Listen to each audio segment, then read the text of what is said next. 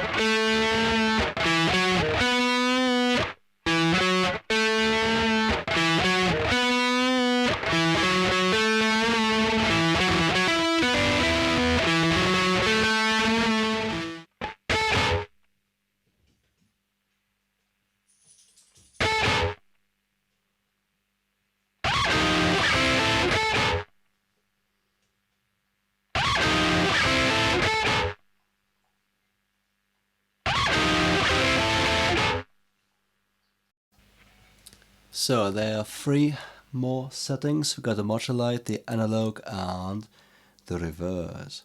Okay, let's check out the modulate.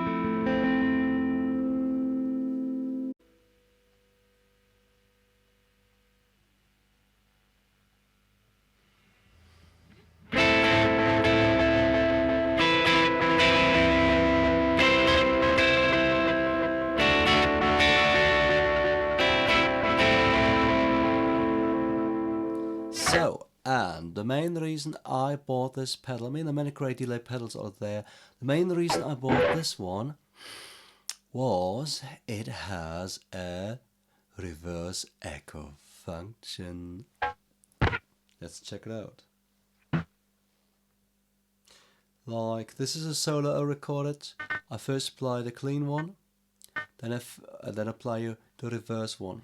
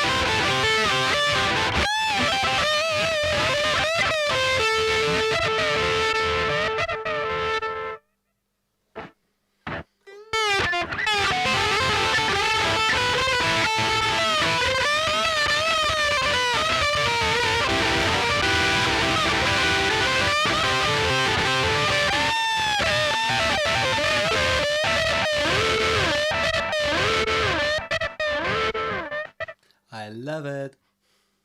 So, this is a totally reliable, great delay pedal with so many options to play around with.